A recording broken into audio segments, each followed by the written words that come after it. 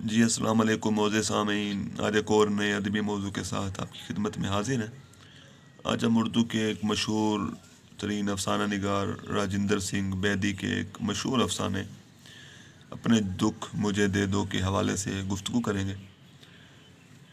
دوستو، اپنے دکھ مجھے دے دو اردو کا ایک شاہکار لاجواب افسانہ ہے، جس میں ایک مشرقی عورت کی وفاداری اور خدمت گزاری اپنے اصل روپ میں ہمارے سامنے آتی ہے۔ افسانے میں مدن اور اندو جو ہیں وہ مرکزی کردار ادا کرتے ہیں۔ مدن کی ماں وفات پا چکی ہے، جبکہ اس کا والد دھنی رام محکمہ ڈاک میں ملازم ہے۔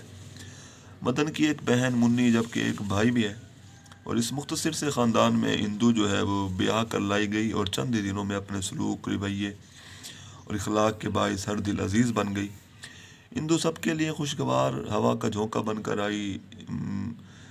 مدن کا باپ دھنی رام اور مدن خود بھی نہایت خوش ہیں۔ اندو ان کے لیے خوشگوار تبدیلیوں کا باعث بنی۔ وہ مدن کے بھائی کو ماں باپ کا پیار دیتی ہے اور انہیں کمی محسوس نہیں ہونے دیتی۔ اندو اگرچہ پڑھی لکھی نہیں ہے، مگر سمجھدار اور وفاشیار ضرور ہے، اور شادی کی پہلی رات اپنے شوہر کو کہتی ہے کہ اپنے دکھ مجھے دے دو، مگر یہ جملہ مدن کو متاثر نہ کر سکا۔ وہ اس کو کسی ان پڑھ عورت کا رٹا ہوا جملہ سمجھ کر نظر انداز کر دیتا ہے، مگر آخر میں اندو اپنے قول و فعل سے اس جملے کی حقیقت کو ثابت کرتی ہے۔ اندو خود کو اتنا اہم اور ضروری قرار دلواتی ہے کہ جب اس کے سسر دھنی رام تبادلے کے بعد سہارنپور میں بڑے بنگلے میں رہنے لگتے ہیں تو تنہائی اور اکیلا پن محسوس کرتے ہیں، اور اپنی بہو یعنی اندو کو وہاں بلواتے ہیں۔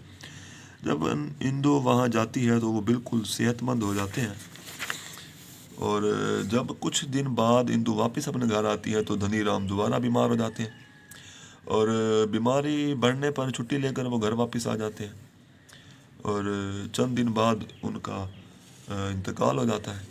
تو مدن اس صورتحال سے گھبرا جاتا ہے، کیونکہ اب پورے گھر کی ذمہ داری جو ہے وہ اس کے کندھے پر ہے، مگر وہ یعنی اندو اس کا حوصلہ بڑھاتی ہے، اس کے بھائی کو پڑھاتی ہے، شادی کرتی ہے، بچت کرتی ہے، روپے جمع کرتی ہے، اور منی کی بھی شادی کی تیاری کرتی ہے۔ آخر جب اندو کے ہاں اولاد پیدا ہوتی ہے تو اس کی صحت اور خوبصورتی جو ہے وہ ڈھلنے لگتی ہے، اور ادھر کندن یعنی مدن کا جو بھائی ہے وہ بھی شادی کے بعد علیحدہ ہو جاتا ہے، اور یوں مدن کی آمدنی اور کاروبار جو ہے وہ تقسیم ہو جاتا ہے۔ اس دوران بھی اندو جو ہے وہ کاروبار سنبھالنے میں اس کی مدد کرتی ہے، مگر اس تمام تر وفاشیاری کے باوجود مدن جو ہے وہ دوسری عورتوں سے تعلق استوار کرتا ہے اور اندو میں دلچسپی لینا چھوڑ دیتا ہے۔ جب اس افسوسناک صورتحال کا اندازہ اندو کو ہوتا ہے، وہ دکھ اور کرب کا شکار ہو جاتی ہے۔ پھر وہ بن سنور کے مدن کے سامنے آتی ہے، جسے دیکھ کر مدن حیران ہو جاتا ہے اور وہ دونوں خوشی سے لپٹ جاتے ہیں۔ مدن اندو کی آنکھوں میں آنسو دیکھ کر وجہ پوچھتا ہے تو وہ کہتی ہے، خوشی کے ہیں؟ اندو نے جواب دیا، آج کی رات میری ہے۔ مدن نے کہا، آج برسوں کے بعد میری من کی مراد پوری ہوئی ہے اندو، میں نے ہمیشہ چاہا تھا۔ اندو بولی، یاد ہے شادی کی پہلی رات میں نے تم سے کچھ مانگا تھا؟ ہاں، مدن بولا، اپنے دکھ مجھے دے دو۔ تو اندو جواب دیتی ہے، تم نے کچھ نہیں مانگا مجھ سے۔ مدن نے حیران ہوتے ہوئے کہا، میں کیا مانگتا؟ میں تو جو کچھ مانگ سکتا تھا وہ سب تم نے دے دیا۔ اس وقت تم بھی کہہ دیتے اپنے سکھ مجھے دے دو۔ اور کچھ دیر بعد بولی، اب تو میرے پاس بھی کچھ نہیں رہا۔ مدن کے ہاتھوں کی گرفت ڈھیلی پڑ گئی، وہ زمین پر گر گیا۔ یہ ان پڑھ عورت کوئی رٹا ہوا فقرہ نہیں تو یہ تو ابھی تو سامنے ہی زندگی کی بھٹی سے نکلا ہے، ابھی تو اس پر برابر ہتھوڑے پڑ رہے ہیں اور آتشی برادہ چاروں طرف اڑ رہا ہے۔ تو بیدی کے اس افسانے میں ہمیں جنس کی جڑیں بھی نہایت گہری نظر آتی ہیں، اور اس میں جنسی پیچیدگیوں کا بھی ذکر کیا گیا ہے۔ مثلاً دھنی رام جس کی بیوی انتقال کر چکی ہے، مگر وہ اپنی بہو اندو کے روپ میں شاید اپنی بیوی کو دیکھ کر نہال ہوتا ہے، اس کے بکھرے ہوئے کپڑے سمیٹ کر سینے سے لگاتا ہے اور خوشی کا اظہار کرتا ہے۔ اسی طرح مدن اندو کی صحت بگڑنے اور حسن ماند پڑنے کے بعد دوسری عورتوں میں دلچسپی لینے لگتا ہے۔ یہ تمام باتیں افسانے میں جنسی پہلوؤں کی طرف اشارہ کرتی ہیں۔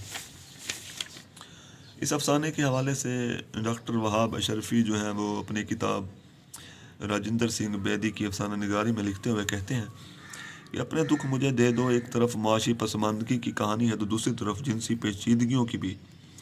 یہ بے بسی کی کہانی ایک عجیب و غریب المیہ لذت چھوڑتی ہے جو زندگی کو جھنجھوڑ کے رکھ دیتی ہے۔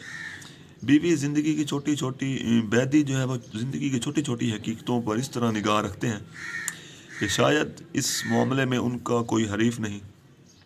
اپنے دکھ مجھے دے دو اپنے آپ میں ایک مکمل افسانہ ہے اور دنیا کی کسی بھی زبان کے عظیم افسانے کی ہم پلہ رکھا جا سکتا ہے۔